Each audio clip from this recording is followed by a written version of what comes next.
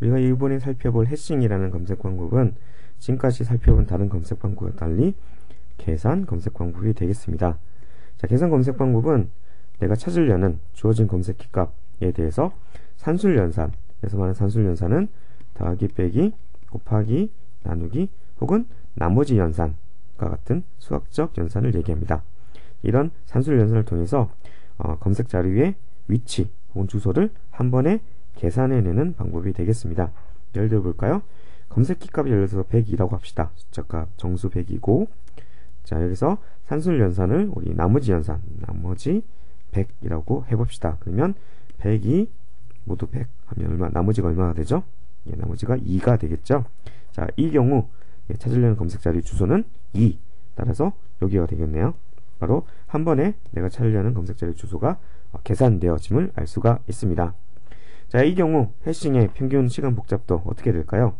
자, 전체 자료의 개수가 n개라고 했을 때 이 n개와는 상관없이 상수번만의 계산을 통해서 찾을 수 있죠. 그런 측면에서 평균 시간 복잡도가 5, 1 상수번만에 이렇게 찾을 수 있기 때문에 이처럼 성능이 아주 우수함을 알 수가 있습니다.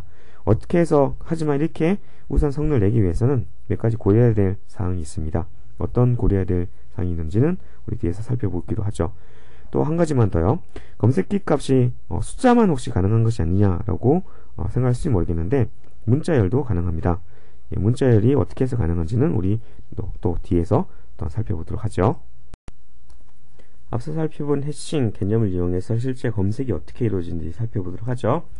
자, 먼저 무엇을 전달받는다고 그랬죠? 내가 찾는 자료의 검색 키값을 전달받고 그 검색 키값을 계산한다고 그랬죠? 산술연산. 이처럼 해싱에서 계산하는 녀석을 해싱 함수라고 합니다.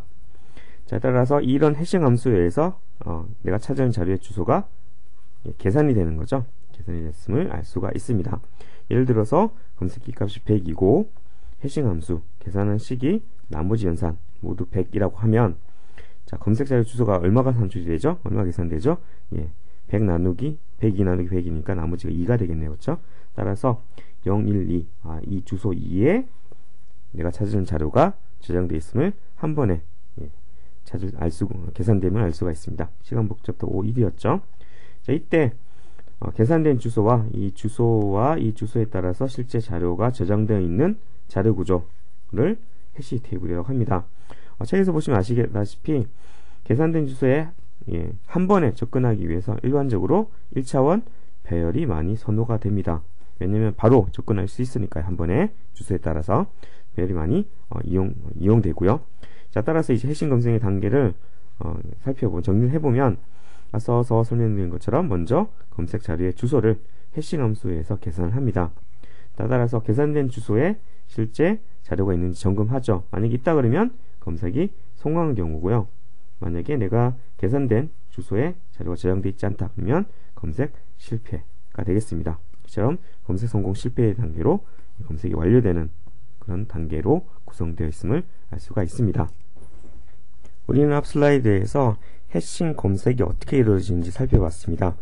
근데 검색을 하려면 먼저 자료가 저장이 되어 있어야 되겠죠.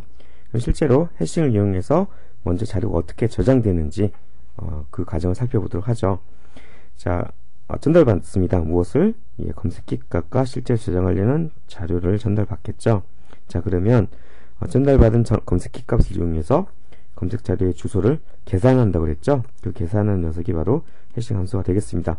우리 여러 번 살펴봤습니다. 검색 키값 100이 나머지 연산 100으로 나눈 나머지, 즉 100이 나누기 100이 나머지가 2가 되겠죠. 그래서 계산된 주소 2에 대해서 여기 내었죠. 자료를 저장하려고 합니다. 그런데 기존에 이미 자료가 존재합니다. 이 자료는 어떤 자료일까요? 자, 이 자료는 물론 같은 검색 키값, 그러니까 102라는 검색 키값으로 자료가 저장되어 있을 수 있습니다. 이 경우는 중복이 발생한 거니까 이 경우는 무조건 저장할 수가 없는 경우입니다. 하지만 이처럼 검색 키값이 같은 경우 말고 검색 키값이 다른 경우도 있을 수 있습니다. 예를 들어 볼까요? 우리 102가 저장하려고 했는데 202를 생각해 봅시다. 202를 100으로 나누면 나머지가 2가 되네요. 그렇죠?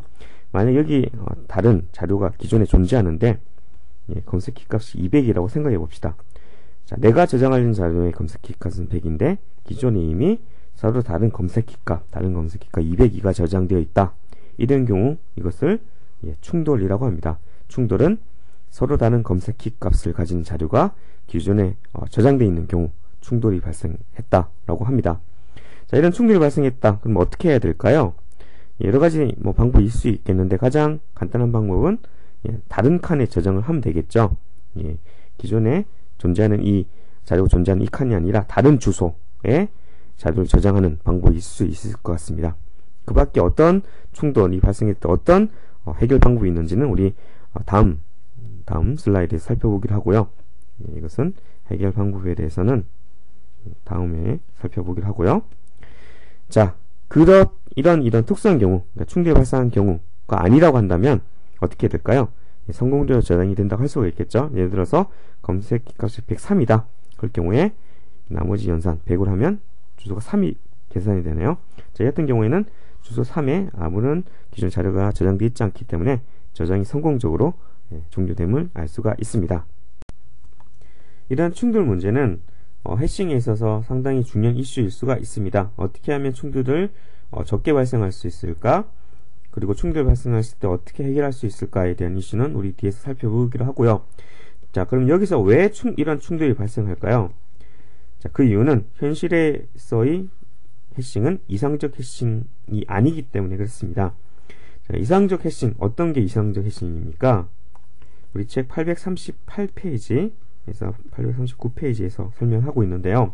자, 이상적 해싱이란 것은 모든 가능한 검색 키 값의 개수만큼 해시 테이블에서 주소의 개수를 할당하는 경우가 바로 이상적 해싱이 되겠습니다. 우리 책에 나와 있는 것처럼 예를 들자면 주민번호가 검색키라고 생각해 봅시다. 주민번호는 숫자 6자리, 숫자 7자리, 총 숫자 13자리로 구성되어 있습니다. 그러니까 계산의 편의성으로 10의 13승 개수만큼 가능하다고 생각해 볼 수가 있을 것 같습니다. 자, 그러면 10의 13승 개수만큼 주소를 할당했다고 생각해 봅시다. 해시 테이블에서 이게 10의 13승 빼기 1이 되겠네요. 자, 그러면 어떤 문제가 발생하죠? 저장 공간의 낭비가 발생을 합니다. 왜 그렇죠? 왜냐하면 실제로 우리나라 국민의 숫자는 1억명 미만입니다. 1억이 18승이니까요. 자, 그러면 얼마만큼의 주소만 실제 사용될까요? 자, 10의 8승 나누기 10의 13승 해보면 되겠죠? 그럼 1 나누기 10의 5승이니까 즉 0.001%가 사용될 수 있음을 알 수가 있습니다. 무슨 얘기죠? 1%도 아니고 0.1%도 아닌 0.001%만 사용되고 나머지 주소는 어떻게 되죠? 낭비됨을 알 수가 있습니다. 자, 따라서 현실의 해싱은 이처럼 저장 효율성을 증가시키기 위해서 실제로 저장될 만한 개수만큼, 그러니까 가능한 모든 개수가 아니고요, 실제로 저장될 개수에 맞추어서 주소의 개수를 축소해서 저장을 합니다. 그렇죠? 저장 효율성 때문에. 따라서 모든 가능한 개수만큼 주소가 할당되는 것이 아니라 실제로 저장될 자료 개수에 맞추어서 주소가 할당되기 때문에 같은 키값을 가지지만 서로 다른 키값을 가지지만 같은 주소를 가지는 이런 충돌 문제가 발생할 수 있다는 것이죠. 자, 우리 다음 슬라이드 해싱 함수에 대해서 자세히 살펴보기 전에 우리가 지금까지 가정했던 몇 가지 사항이랑 용어 정의를 간단히 다루고 넘어가도록 하겠습니다. 자, 해시 테이블은 뭐였죠? 해시 테이블은 계산된 주소와 실제 자료가 저장되는 자료 구조라고 했습니다. 이 해시 테이블을 좀 더 자세히 분석해 보면 해시 테이블은 버킷으로 구성되어 있습니다. 버킷은 계산된 주소에 자료를 저장하는 단위가 되겠습니다. 단위, 즉 로우에 해당되는 것이겠죠. 자, 그러면 한 버킷에 사실 우리가 지금까지는 한 개의 자료만 저장된다고 했지만 사실은 여러 개, 그러니까 m개의 자료를 저장할 수 있습니다. 즉 한 버킷에 여러 개의 자료 각각을 저장한다고 했을 때 이 자료를 저장한 단위를 슬롯이라고 합니다. 일종의 컬럼에 해당되는 것이겠죠. 우리는 지금까지 충돌이 발생을 하면 이것은 바로 어떤 문제가 발생한 것이라고 생각을 하고 말씀을 드렸지만, 사실 중간에 뭐가 하나 생략된 것, 그러니까 가정이 하나 생략돼 있었습니다. 바로 슬롯과 관련된 가정이죠. 이 부분 우리 좀 더 다루도록 하겠습니다. 자, 그냥 M이라 해서 좀 이해하기 힘들죠? 그래서 우리는 M이 2라고 생각을 해보도록 하겠습니다. 그래서 주소 2에 슬롯이 2개가 있다는 얘기죠. 자, 이 경우 앞서서 충돌이 발생한 경우를 예를 가지고 생각해 보도록 하겠습니다. 검색키 값 102인 경우 나머지 연산 100, 우리 해싱 함수가 나머지 연산이라고 그랬죠. 이 경우 계산된 주소는 2가 되겠습니다. 즉 102가 슬롯에 하나의 슬롯에 이렇게 저장이 되는 거죠. 주소 2에. 그리고 이후에 202 검색키 값을 가진 경우입니다. 이 경우 나머지 연산에 의해서 주소가 2가 산출됐네요. 즉 서로 다른 검색키 값을 가지는 녀석이 같은 주소가 계산된 경우 충돌이 발생했죠. 하지만 이 경우는 문제가 아닙니다. 왜 문제가 아니죠? 버킷이 하나, 버킷에 남아있는 슬롯이 하나 있기 때문에 그렇습니다. 여기에 202를 저장하면 되죠. 이처럼 서로 다른 검색키 값을 가지는 자료가 한 버킷에 저장된다 했을 때 이것을 무엇이라고 부르죠? 우리 페이지 135페이지 동거자라고 설명을 하고 있죠. 동거자이기 때문에 충돌이 발생했지만 문제가 발생하지 않은 경우입니다. 하지만 어느 경우 문제가 될 수 있을까요? 자, 여기에 추가적으로 302를 저장한다고 해봅시다. 302를 저장한다 그러면 이 녀석도 연예인이 계산된 주소 2이기 때문에 충돌이 발생한 경우죠. 하지만 이 경우는 문제일 수 있습니다. 왜 문제가 되죠? 그 버킷에 더 이상 자료를 저장할 슬롯이 없기 때문에 그렇습니다. 이 경우 더 이상 저장할 슬롯이 없는 경우 정확하게는 오버플로우, 즉 넘침 현상이 발생했다는 경우이고요. 바로 이것이 문제인 경우입니다. 자, 따라서 앞서서 우리 가정, 우리는 충돌이 발생했을 때 바로 문제가 발생한 것처럼 설명을 드렸는데 여기 뭐가 생략되어 있는 거죠? M이 1이기 때문에 충돌이 발생하자마자 무조건 오버플로우, 넘침 현상이 발생한 것입니다. 따라서 즉 여기 생략되어 있는 것은 M이 1이기 때문에 우리 책에서는 구현의 편의성 때문에 N을 1이라고 했습니다. M이 1이라고 했을 때 M이 1이기 때문에 오버플로우, 충돌이 발생하자마자 넘침 현상이 발생하고 따라서 이것이 문제 현상이다는 것이 바로 지금까지 말씀드린 우리 책에서 가정하고 있는 사실임을 숙지를 하시고 독자 여러분께서 이후의 내용을 살펴주시면 감사하겠습니다. 자, 우리는 이번 슬라이드에서 어떤 해싱 함수가 있는지 그리고 이런 다양한 해싱 함수들을 선택함에 있어서 어떤 기준에 의해서 해싱 함수를 선택해야 되는지 그 조건 살펴보도록 하겠습니다. 자, 해싱 함수는 결국 검색 키 값을 가지고 주소를 계산하는 함수입니다. 그렇죠? 따라서 여기서 말하는 주소는 해시 테이블에서 주소를 얘기하는 것이겠죠. 따라서 좋은 해시 함수가 되려면 다음 것이 세 가지 조건을 만족해야 되는데, 먼저 충돌은 적게 발생해야 되겠죠. 결국 무슨 얘기입니까? 서로 다른 키 값이면 다른 주소가 만들어져야겠다는 얘기죠. 서로 다른 키 값인데 같은 주소가 만들어질 가능성이 높다. 그러면 그 해싱 함수는 쓸 수가 없다는 얘기가 되겠죠. 즉 충돌 발생 빈도수는 낮아야 되는 것이고요. 자, 두 번째로 해시 테이블의 사용률은 높아야 됩니다. 무슨 얘기냐면 해시 테이블이 있다고 했을 때 어때요? 특정 해싱 함수는 특정 위치에서만 이렇게 주소를 만들어낸다. 그러면 쓸 수가 없겠죠. 골고루 해시 테이블에 골고루 주소를 산출할 수 있어야겠다는 의미가 되겠습니다. 마지막으로 해싱 함수의 계산 속도, 계산은 단순해야겠죠. 해싱은 빠른 검색 속도가 생명이라고 했습니다. 그런데 주소 계산이 느리다. 그럼 쓸 수가 없겠죠. 따라서 해싱 함수 계산은 상대적으로 빨라야 되겠습니다. 자, 그럼 이런 세 가지 좋은 해싱 함수의 조건을 만족하는 함수들 어떤 함수들이 있을까요? 자, 우리는 차례대로 살펴보도록 하죠. 그러면 실제로 어떤 해싱 함수로 어떤 함수들이 있는지 살펴보도록 하죠. 먼저 가장 많이 사용되는 함수 중 하나가 나머지 함수 혹은 책에 따라서는 재산 함수라고 불리는 함수가 되겠습니다. 자, 이 경우 보통 나누는 그 나머지로 쓰이는 숫자는 보통 소수, 프라임 넘버가 많이 사용됩니다. 왜냐하면 왜 소수를 쓰이느냐? 충돌 발생 횟수가 작게 하고 해시 테이블의 사용률을 높게 하려면 나눌 때 소수인 숫자로 나누는 것이 좋더라고 하는 것이기 때문에 그렇습니다. 자, 따라서 해시 테이블 크기 m이 만약 100이다로 한다면 100보다는 큰 소수가 좋겠죠. 예를 들어서 어떤 수가 좋을까요? 예를 들어서 101이라는 숫자가 좋을 수가 있겠네요. 자, 그러면 125 나누기 101 하면 어떻게 되죠? 여기서 나머지 연산자 C 언어 기준입니다. 자, 나머지가 24가 되겠네요. 그렇죠? 주소 24가 산출되었음을 알 수가 있습니다. 자, 다음으로 접기 함수. 책에 따라서는 접지 함수라도 불리게 하는데요. 접기 함수에 대해서 살펴보도록 하죠. 자, 접기 함수는 검색 키 값이 해시 테이블 크기에 비해서 상당히 자릿수가 큰 경우 많이 사용되는 방법입니다.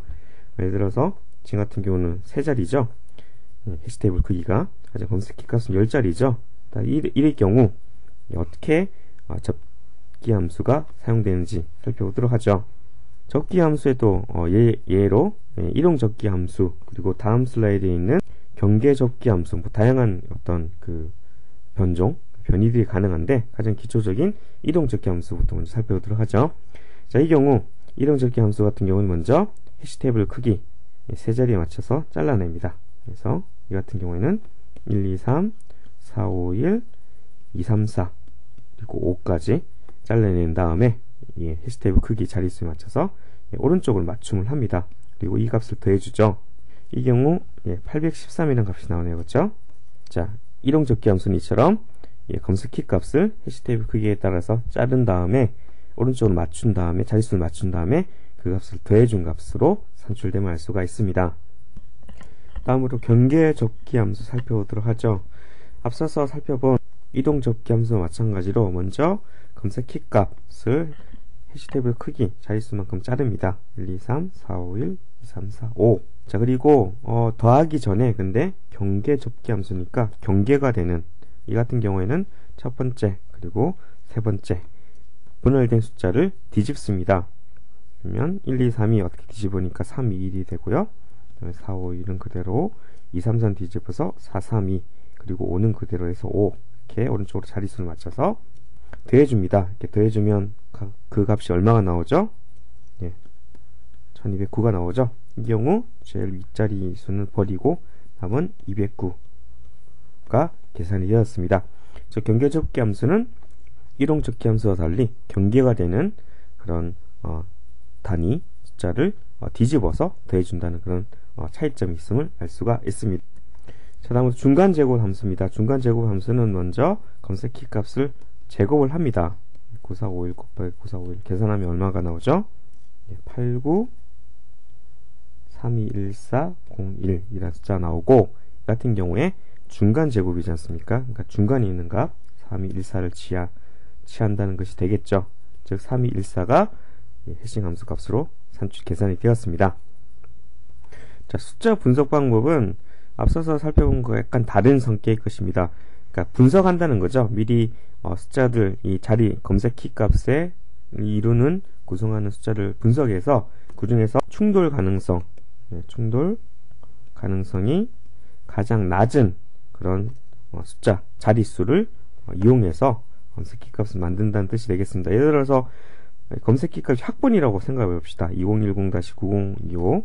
자, 이 경우 앞에 2010은 이제 입학 연도가 되겠고요. 그다음에 90은 학과 번호, 마지막 25가 이제 과 내에서의 실제 학생의 번호라고 한다면 어느 것이 더 충돌 가능성이 낮겠습니까? 이 경우 연도 중에 두 자리 10과 그다음에 학번 개인 번호죠. 이 두 개를 합친 1025 숫자에 대해서 계산을 하거나 혹은 10 연도보다는 과가 더 이제 충돌 가능성이 낮을 수 있겠죠. 이 경우는 10이 아니라 90-25에서 9025로 검색 키를 이용하는 그런 방법이 있을 수 있겠습니다. 즉 숫자 분석 방법은 이 숫자를 검색 키까지 이르는 각각의 자릿수를 분석하여서 충돌 가능성이 가장 낮은 자릿수를 조합해서 검색 키 값을 계산하는 그런 방식이 되겠습니다.